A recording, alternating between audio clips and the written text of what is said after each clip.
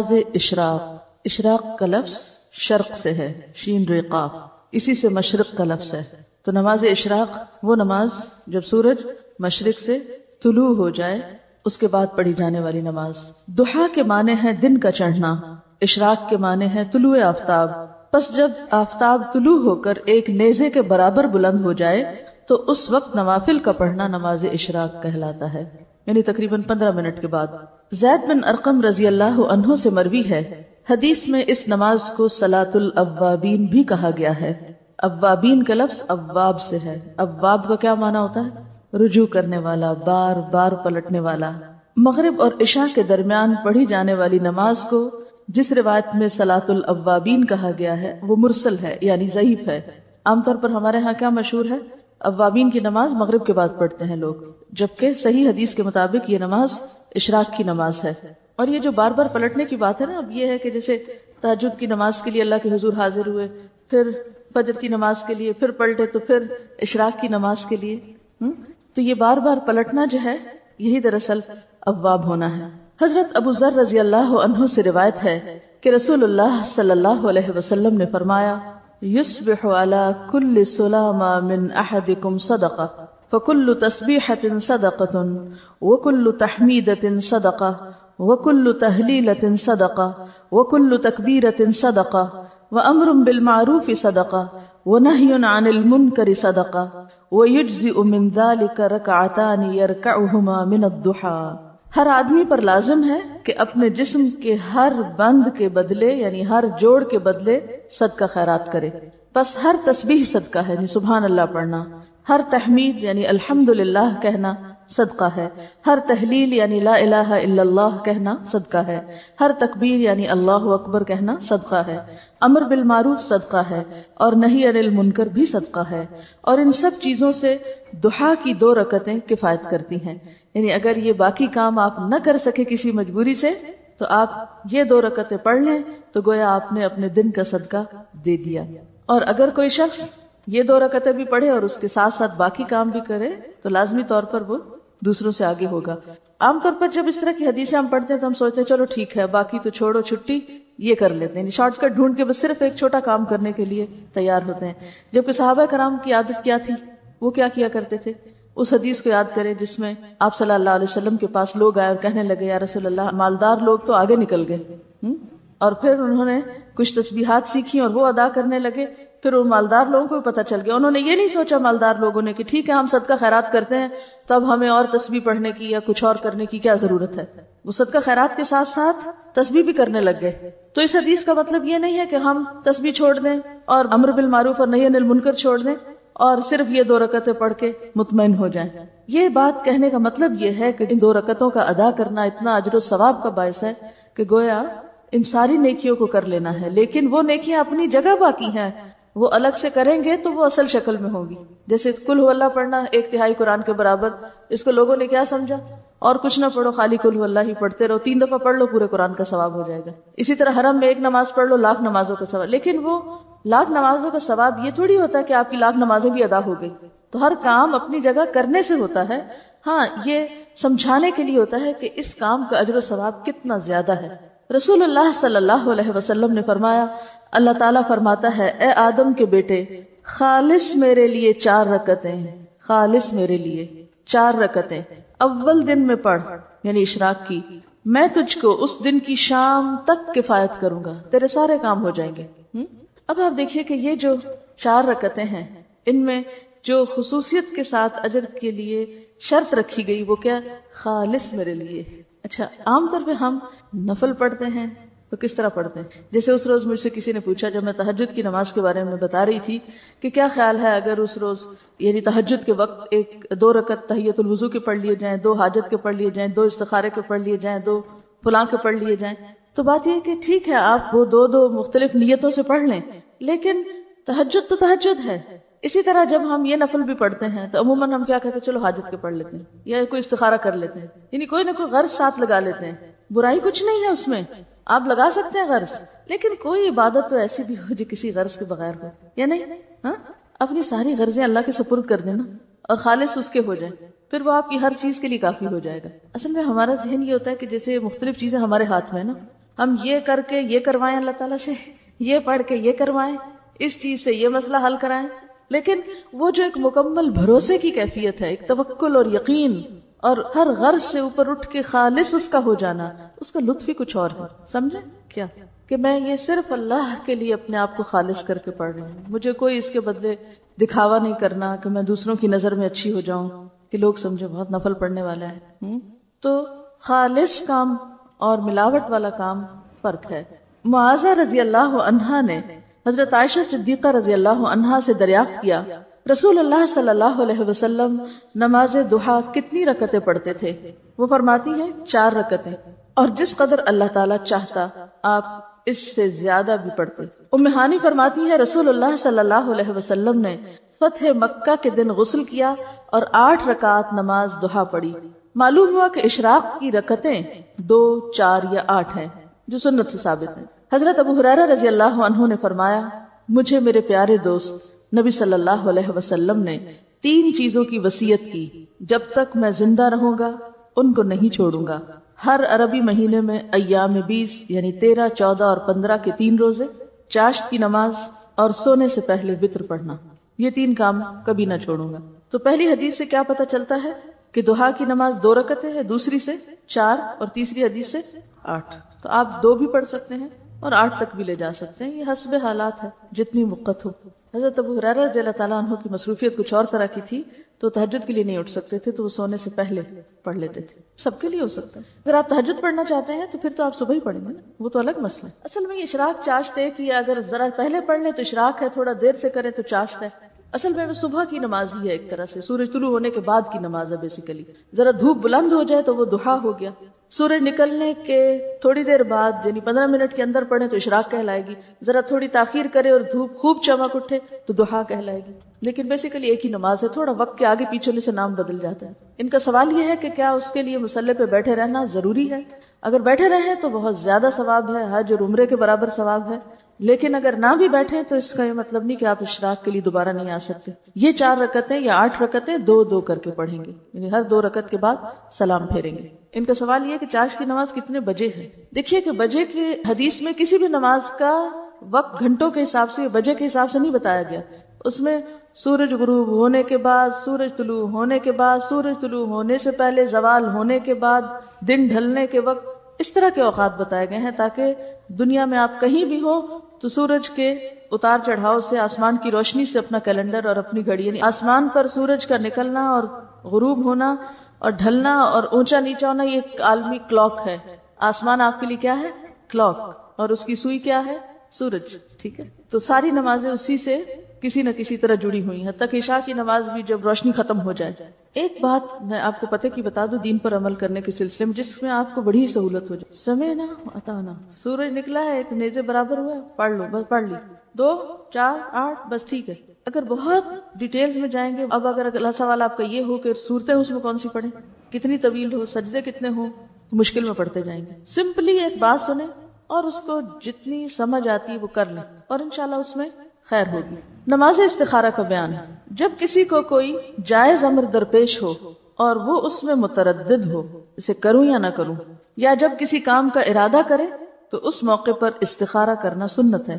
اس کی صورت یہ ہے کہ 2 رکعت نفل خشوع و خضوع اور حضور قلب سے پڑھے، رکوع و سجود اور قومہ و جلسہ بڑے اطمینان سے کرے، پھر فارغ ہو کر یہ دعا پڑھے: اللہم انی استخیرک بعلمک واستقدرک بقدرتک واسألک من فضلک العظیم فانک تقدر ولا اقدر وتعلم ولا اعلم وانت علام الغیوب.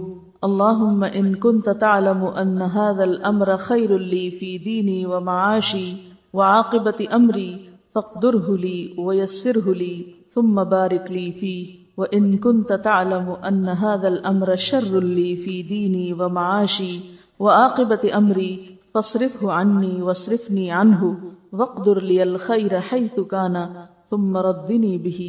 یا الہی، تحقیق میں اس کام میں تجھ سے تیرے علم کی مدد سے خیر مانگتا ہوں، اور حصول خیر کے لیے تجھ سے تیری قدرت کے ذریعے قدرت مانگتا ہوں، اور میں تجھ سے تیرا فضل عظیم مانگتا ہوں. بے شک تو ہر چیز پر قادر ہے اور میں کسی چیز پہ قادر نہیں.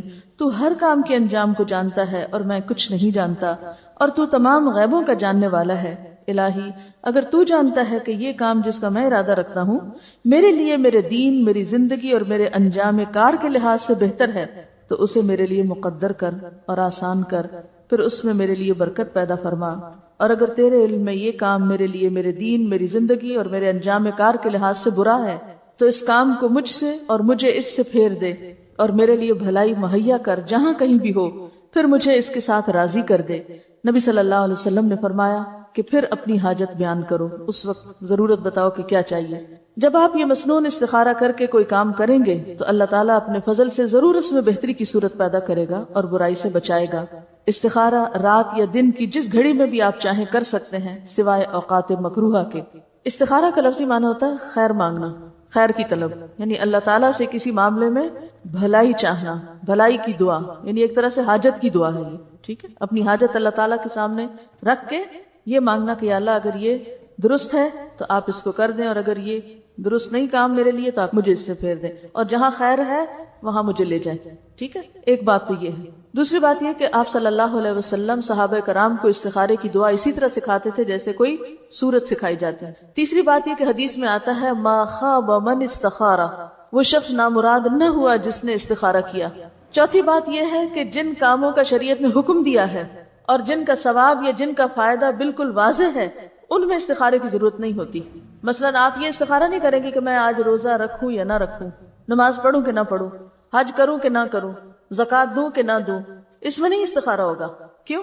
استخارہ اس کام میں ہوتا ہے جس میں آپ متردد ہوں، جس کام کا آپ کو حکم مل چکا ہو وہاں استخارہ نہیں کیا جاتا۔ اس کے ساتھ ساتھ ایک اور اہم بات یہ بھی یاد رہے کہ بعض لوگ خود استخارہ کرنے کی بجائے دوسروں سے کرواتے ہیں، اور یہ روش ایک وبا کی شکل اختیار کر گئی جس نے جگہ جگہ دوسروں کے لیے استخارہ کرنے والے اسپیشلسٹ پیدا کر دیے، حالانکہ اپنے لیے خود استخارہ کرنے کی بجائے کسی اور سے استخارہ کروانا خلاف سنت ہی نہیں، کاہن اور نجومی کی تصدیق کرنے کے مترادف ہے، اور یہ انتہائی غلط بات ہے، خصوصاً جبکہ استخارہ کروانے والا استخارہ کرواتا ہی اس نیت سے ہے کہ مجھے ان بزرگوں سے کوئی پکی خبر یا واضح مشاہدہ ملے گا جسے بعد میں وہ من و عن سچا جان کر کسی کام کے کرنے یا نہ کرنے کا فیصلہ کرتا ہے۔ حالانکہ استخارے کے لیے نہ تو یہ لازمی ہے کہ سونے سے پہلے کیا جائے، نہ یہ لازم ہے کہ خواب میں کوئی اشارہ ہو، سیدھی سی بات ہے، ضرورت مند وقتاً فوقتاً استخارہ کرتا رہے حتیٰ کہ اللہ تعالیٰ اس کا سینہ کھول دے۔ مزید تسلی چاہتا ہے تو کسی اچھے شخص سے مشورہ کر لے، پھر جو کام کرے گا اللہ تعالیٰ اس میں بہتری کی صورت پیدا کر دے گا۔ تو استخارہ ایک طرح سے اللہ تعالیٰ سے مشورہ بھی ہے، حاجت کی دعا بھی ہے، یہ کسی سے کروانے والا کام نہیں۔ اور اگر کوئی یہ کہ میں نے تمہارے لیے کیا اور میں نے یہ خواب دیکھا ہے اور تم یہ کام اب کر لو، تو یہ ایسے ہی جیسے کوئی نجومی آپ کو خبر دے رہا ہو کہ یہ کام تمہارے حق میں بہتر ہے یا نہیں، یا کوئی حساب کتاب لگانے والا آپ کو لگا کے بتائے کہ ہاں یہ کاروبار آپ کریں یا اس میں فائدہ ہوگا یا نہیں ہوگا، تو یہ کوئی معمولی بات نہیں ہے۔ استخارے کو بہت مس یوز کیا جا رہا ہے اور بہت غلط جگہ استعمال کیا جا رہا ہے اور غلط معنوں میں استعمال کیا جا رہا ہے، اس سب سے بچنے کی ضرورت ہے۔ دین کے معاملات میں جیسے مختلف علماء کی آراء ہیں تو اس میں استخارے کی ضرورت نہیں ہے، اس لیے کہ کہیں سنت سے یہ ثابت نہیں، نہ صحابہ کرام کے طریقے سے کہ انہوں نے بعد میں جب اختلاف کیا تو اس اختلاف کو جاننے کے لیے استخارہ شروع کر دیا۔ اور یاد رکھیے، اگر ایک بات آپ کے ذہن میں واضح ہو کہ استخارہ غیب کی خبر جاننے کا نام نہیں، استخارہ غیب معلوم کرنے کا نام نہیں، استخارہ غیب کے پردے میں چھپے ہوئے حقائق کو جاننے کا نام نہیں، کہ کوئی شخص یہ سمجھے کہ میں نے استخارہ کیا تو مجھے غیب کی خبر ہو گئی، انتہائی غلط ہے، یہ چیز پھر شرک میں داخل ہو جائے گی۔ کہیں شادی کا ارادہ ہو یا کاروبار کا یا کسی بزنس ڈیل کا یا بڑے سودے کا یا کسی شخص کے ساتھ کوئی معاہدہ کرنے کا، کوئی کانٹریکٹ کرنے کا، تو اس موقع پر ضرور اللہ تعالیٰ سے مشورہ کریں کہ یا اللہ اگر تو یہ میرے لیے بہتر ہے تو ہو جائے۔ یہ ہے جگہ استخارہ کرنے کی۔ استخارہ یہ نہیں ہوتا کہ یا اللہ یہ بہتر ہے کہ نہیں، مجھے تو یہ بتا کہ یہ بہتر ہے کہ نہیں، یہ نہیں ہے استخارہ۔ استخارہ یہ ہے کہ یا اللہ اگر یہ بہتر ہے تو کر دے اور اگر نہیں تو پھیر دے۔ یہ دعا میں کیا مانن ہے کہ یہ پوچھا گیا کہ یا اللہ یہ بہتر ہے تو مجھے بتا دے کسی خواب میں یا کسی اشارے میں، یہ نہیں ہے اس کا معنی استخارے کا جو عام طور پر نکالا جاتا ہے۔ یہ کہہ رہے ہیں کہ بعض لوگ کہتے ہیں کہ ہم تو گناہگار ہیں اس لیے ہم یہ نہیں کر سکتے، تو آپ ہمارے لیے کر دیں۔ تو ہماری ایسے گناہگاروں سے درخواست ہے کہ اگر انہوں نے اعتراف کر ہی لیا گناہ کا تو کون سی چیز ان کو توبہ سے روکے ہوئے، فوراً توبہ کریں اور فوراً اللہ کے حضور جھک جائیں اور یہ نماز پڑھیں، پہلے توبہ کی پڑھ لیں اور پھر استخارہ کی پڑھ لیں۔ یہ کہتی ہے کہ انہوں نے بیٹے کی شادی کرنی تھی تو انہوں نے کسی سے استخارہ کرایا، تو انہوں نے کہا بالکل نہ کرے، تباہی و بربادی ہے۔ کہتے ہیں کہ صبح میں قرآن پاک پڑھی تھی، اس کے بعد تو اس میں ایک آیت آئی جس کا مطلب یہ تھا کہ غیب کا علم اللہ کے سوا کسی کو نہیں، تو اس پر یہ چونکی اور انہوں نے اللہ پہ بھروسہ کر کے وہی رشتہ کر دیا. اور کہتی ہیں کہ اس بچی کے آنے کے بعد گھر میں الحمدللہ کوئی ایسی پریشانی کی بات نہیں، رحمتیں ہیں، برکتیں ہیں. اور الحمدللہ کہ انہوں نے اللہ پر یقین اور بھروسہ کیا، ورنہ ایک جھوٹے شخص کی خبر کی تصدیق کر کے ایمان بھی گواتی اور دنیا کا بھی نقصان اٹھاتی. کسی سے یہ پوچھنا کہ مجھے استخارہ کر کے بتائیں کہ یہ کام ٹھیک ہے کہ نہیں، یہ غیب معلوم کرنے کی کوشش کرنا ہے جو کہ شرک میں داخل ہو جاتا ہے. یہ سب انتہائی خطرناک چیزیں ہیں، اس کام سے توبہ کرنی چاہیے. اور نہ ہی کوئی دعویٰ کرے کہ مجھے بڑے سچے خواب آتے ہیں. آپ کو نبی ہیں، صرف انبیاء کے بارے میں کہا جا سکتا ہے کہ جو وہ دیکھتے ہیں ما ينطق عن الهوى، صرف نبی علیہ السلام کے بارے میں قرآن پاک میں آتے ہیں کہ وہ خواہش نفس سے بات نہیں کرتے. باقی کوئی انسان قابل اعتبار نہیں ہے کہ ہم اس کے خواب کو کہیں کہ ہاں جو کچھ تم نے دیکھا وہ سچ ہی ہے. یہ الگ بات ہے، سچ ہو جائے تو ٹھیک ہے، وہ تو ایک مشرک بادشاہ کا خواب بھی سچا ہو سکتا ہے جیسے سورۃ یوسف میں آیا، لیکن وہ جب سچا ہوگا تو ٹھیک ہے، دیکھا جائے گا. لیکن ہم کسی کے بارے میں نہ تصدیق کریں گے نہ تکذیب، ہر ایک کا ایمان اپنے ساتھ. دیکھیے جہاں تک قرآن پاک پڑھتے ہوئے، جیسے انہوں نے فرمایا کہ قرآن پاک پڑھتے ہوئے ان کی آنکھیں کھل گئی کہ یہ کیا ہے، تو قرآن پاک تو ایک معجزہ ہے. اور قرآن پاک آپ روٹین میں پڑھ رہے ہیں یا آپ قرآن چونکہ کتاب ہدایت ہے، آپ کو سمجھ نہیں آ رہا کہ آپ کیا کریں کیا نہ کریں، تو اب فال نکالنے کی بات نہیں ہے. آپ قرآن پاک پڑھتے ہیں اور پڑھتے پڑھتے اللہ تعالیٰ کی طرف سے کوئی آیت آپ کو سمجھ میں آ جاتی ہے کہ اچھا کرنے کا کام تو یہ ہے، اور آپ وہ کر لیتے ہیں. جیسے انہوں نے پڑھا اور کہا کہ غیب کا علم اللہ کے سوا کسی کو نہیں، تو انہوں نے نہ تو فال نکالی تھی اور نہ ہی کوئی وہ استخارے کا طریقہ تھا، اپنی روٹین میں پڑھا اور اللہ تعالیٰ کی طرف سے رہنمائی آ گئی. تو اس طرح تو کیا آپ کو روز قرآن سے رہنمائی نہیں ملتی؟ ہر روز نہیں ملتی. میں تو جب سے قرآن پڑھا رہی ہوں تقریباً روز اس کا تجربہ کرتی ہوں کہ جس دن جو آیتیں پڑھاتی ہوں وہ ایسا لگتا ہے کہ اس دن کے کسی مسئلے کا حل تھا، یہ کسی مسئلے کا، یہ کسی بات کا جواب تھا. تو یہ تو قرآن کا معجزہ ہے، تو زندہ کتاب ہے نا، چونکہ یہ اللہ کا کلام ہے. کلام یہ جب آپ پڑھتے ہیں نا تو اللہ تعالیٰ آپ سے کلام کر رہا ہوتا ہے. لیکن یہ فال نکالنے کی کتاب نہیں ہے کہ آپ آنکھیں بند کر کے کھولیں اور پھر 10 صفحے پلٹیں اور پھر 10ویں لائن پہ دیکھیں، اگر جنت کی آیت ہے تو کام کر لیں، اگر جہنم کی ہے تو کام نہ کریں، اور اگر وہ نہ جنت کی ہو نہ جہنم کی پھر کیا کریں. تو اس طرح کے تو معجزات آپ کو روز قرآن میں نظر آئیں گے کہ آپ کسی بات پہ پریشان ہیں اور جو ہی آپ بیٹھے ہیں اپنا سبق کھولنے کے لیے اور آپ دیکھتے ہیں کہ اچانک آیت اتنی واضح سامنے آ جاتی کہ جو آپ کی رہنمائی کر دیتی، تو وہ رہنمائی ہے، وہ استخارہ نہیں ہے. دعا استخارہ کسی بھی دعا کے موقع پر آپ نماز کے بعد، عام نماز کے بعد، کسی بھی قبولیت کی گھڑی میں، جیسے جمعے کے روز وہ جو قبولیت کے اوقات ہیں، یا روزہ افطار کرنے کے بعد، یا تہجد کے وقت، یا اینی ٹائم آپ یہ دعا مانگ سکتے ہیں. یعنی استخارہ میں بیسیکلی کیا ہے، اگر آپ کی دعا قبول ہو گئی تو اللہ تعالیٰ نے آپ کو خیر کی طرف موڑ دیا، اور اگر وہ قبول نہیں تو استخارے کے باوجود بھی ہو سکتا ہے کہ آپ، کیونکہ بعض اوقات لوگ کہتے ہیں ہم نے یہ کام استخارہ کر کے کیا تھا لیکن پھر بھی ہمیں پریشانی دیکھنی پڑی. اب ایک اور بات یہاں یاد رکھیے کہ ہم صرف ظاہری علم رکھتے ہیں، ہم ظاہراً پیش آنے والی پریشانیوں کو اپنے لیے مصیبت سمجھ لیتے ہیں، حالانکہ بعض اوقات اسی کے پردے میں خیر چھپی ہوئی ہوتی ہے، اور ہم استخارے کو بلیم کرنا شروع کر دیتے ہیں. کیونکہ تو واضح طور پہ حدیث میں آتا ہے نا کہ ما خاب من استخارہ، وہ ناکام نہ ہوا جس نے استخارہ کیا. اس کا یہ مطلب ہے کہ انجام اچھا ہی ہوگا بہرحال، اگر وقتی طور پہ راستے میں رکاوٹیں آ بھی رہی ہیں، کیونکہ زندگی کو پھولوں کی سیج تھوڑی ہے کہ ایک استخارے کی وجہ سے آپ کے سارے مسئلے حل ہو جائیں گے. کوئی مسئلوں کا حل تو نہیں ہے نا استخارہ. یہ بھی ایک کھیل بنا ہوا ہے کہ پہلے رشتہ کی بات کر لیتے ہیں سب کچھ کرا کے، اور پھر بعد میں استخارے کا بہانہ کر دیتے ہیں کہ ہمارے استخارے میں اچھا نہیں آیا، تو آپ پہلے ہی استخارہ کر لیتے. یہ کہتے ہیں کہ اگر ہم استخارہ کرتے ہیں اور کوئی اچھا یا برا خواب آتا ہے تو اس کے ساتھ اس کو ریلیٹ کر دیا جائے. میں سمجھتی ہوں وہ اچھا برا خواب ایسے بھی آنا تھا، اگر آپ اس رات نہ بھی استخارہ کرتے تو وہ آنا تھا. تو اس لیے اس خواب کو سیپریٹلی اچھا برا دیکھیں، ضروری نہیں کہ وہ استخارے کا نتیجہ ہو وہ خواب. اصل میں یہ جو ہمارے اندر شیطان کا جو وار ہے یہ بڑا ہی گہرا وار ہے کہ کسی نہ کسی طرح انسان کے اعمال ضائع کرواؤ، اس کو یہ خوش فہمی دلا کے کہ تم غیب جانتے ہو اور تمہیں تو سب پتہ چل جاتا ہے اور پردے کے پیچھے کی چیزیں بھی تمہیں معلوم ہوتی ہیں. ہمیں شیطان کے اس وسوسے اور دھوکے سے باہر آنے کی ضرورت ہے. بعض اوقات اتفاق ہو جاتا ہے، کوئنسیڈنس، اتفاق ہو جاتا ہے کہ ادھر آپ نے استخارہ کیا، ادھر کوئی ایسا خواب آ گیا، ادھر استخارہ کیا، ادھر کوئی شخص آپ کو رستے میں مل گیا، تو اسے اللہ کی مدد سمجھیں. لیکن یہ ضروری نہیں ہے کہ خواب ضرور آئے، کیونکہ بعض لوگ کہتے ہیں ہمیں خواب ہی نہیں آ رہا، اب کیا کریں، پھر دوبارہ آ جاتے ہیں پریشان ہو کر. کسی حدیث میں یہ نہیں آیا کہ اگر ایک دفعہ استخارہ کرنے سے خواب نہ آئے تو پھر دوسرے دن پھر کرو اور تیسرے دن اور 7 دن کرو. یہ کہاں لکھا ہوا ہے کہ اتنی دفعہ کرتے چلے جاؤ؟ بس کیا 2 نفل پڑھے، دعا کی، بات ختم. اگر آپ ویسے نفل پڑھ کے دعا کرنا چاہتے ہیں کرتے رہے، کوئی فرض کے درجے میں نہیں ہے. بہرحال یہ نفل نمازوں کی بات ہو رہی ہے. ٹھیک ہے. یہ کہتے ہیں کہ لوگوں کو آج کل ٹی وی پہ گمراہ کیا جا رہا ہے. وہ کیوں نہ کریں, وہ محنت کر رہے ہیں. آپ سو رہے ہیں. جن کے پاس اچھے نظریات ہیں, صحیح علم ہے, وہ تو عافیت کی زندگی گزار رہے ہیں. ہمیں پتہ چل گیا, خوش ہیں, ہمارے لیے کافی ہے.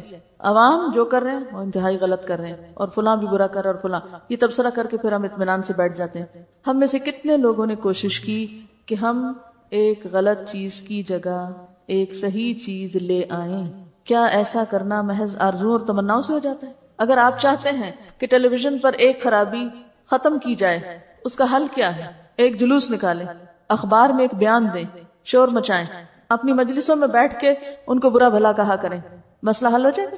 کیا کرنا ہوگا بتائیے مجھے, کیا کرنا ہوگا؟ اس سے بہتر پروگرام تیار کر کے دینا ہوگا, اس سے بہتر پروگرام تیار کر کے دینا ہوگا. ایک پروگرام کی تیاری میں کتنا وقت لگتا ہے پتہ ہے آپ کو؟ کتنی محنت کرنی پڑتی, کتنے اس میں فنڈز چاہیے ہوتے ہیں, کتنے وسائل چاہیے ہوتے ہیں, کتنا خون جلانا پڑتا ہے. جو لوگ یہ پروگرام تیار کرتے ہیں, کبھی جا کے ان سے ملاقات کیجئے اور پتہ کیجئے کہ ان کی زندگی کیا زندگی ہے. وہ رات رات بھر کام کرتے ہیں. بعض اوقات ہم رات رات بھر سوتے ہیں اور سویرے اٹھ کے تبصرے فرماتے ہیں اخبار پڑھ کے, یہ بھی برا اور وہ بھی برا. یہ تو حل نہیں ہے مسائل کا. آپ دیکھیے کہ نبی صلی اللہ علیہ وسلم شعر سنتے بھی تھے, شاعر کو انعام بھی دیتے تھے. جب حج ہوتی تھی, حسان بن ثابت کو خود کہتے تھے جواب دو, اور دعا کرتے تھے ان کے لیے, اللہم ایدہ بروح القدس. اور پھر مسجد نبوی میں سنے جاتے تھے شعر. عربوں میں کوئی بات اگر جزیرۃ العرب میں عام کرنی ہوتی تھی تو شاعر کی زبان سے کہلوا کے عام کر دی جاتی تھی, پھر وہ بندے بندے تک پہنچ جاتی تھی. شعر و شاعری اس دور کی صحافت تھی, میڈیا تھا. آپ نے اس کو کنڈیم نہیں کیا, یہ ضرور کہا کہ خراب شعر جو ہیں ان کا کیا نقصان ہے, کہ ایک شخص اپنے پیٹ کو پیپ سے بھر لے, سے بہتر ہے کہ وہ ایسے غلط شعر جو ہیں ان کو یاد رکھے. ٹی وی کیا ہے؟ ایک آلہ ہے. آپ چاہیں تو اس کو اچھی طرح استعمال کر لیں, چاہیں تو اس کو جیسے ہو رہا ہے پھر چھوڑ دیں. ہمارے ٹی وی بند کرنے سے, چلو ہم اپنے گھر میں تو بند کر لیں گے, ٹھیک ہے, ایک حل ہم نے اپنے لیے سوچ لیا, یا خریدیں گے نہیں, یا نکال کے باہر ڈال دیں گے. کیا معاشرے کا مسئلہ حل ہو جائے گا؟ جب تک آپ اس پر کوئی بہتر چیز نہیں دیں گے. لیکن اس طرف ہماری توجہ ہی نہیں. ان کا کہنا یہ ہے کہ بعض لوگوں کو یہ شکایت ہوتی ہے کہ ہم نے استخارہ بھی کیا اور کام غلط ہو گیا. تو اس کی کیا وجہ؟ اس کی بنیادی وجہ یہ کہ انہوں نے استخارے کا مطلب ہی نہیں جانا. وہ استخارے کا اصل مفہوم اور روح ہی نہیں جانتے. وہ استخارے کو ایک من مانی چیز بنائے ہوئے ہیں, جب مرضی کے خلاف کچھ ہو جاتا ہے تو پھر استخارے کو بلیم کرتے ہیں. چلیے آگے چلتے ہیں. نماز تسبیح, کئی دن سے سوال لکھا ہوا آ رہا تھا, تسبیح نماز کا بتائیے.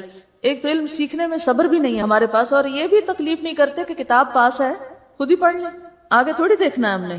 جب تک سپون فیڈنگ نہ ہو ہمیں کوئی بات نہیں سمجھ آتی.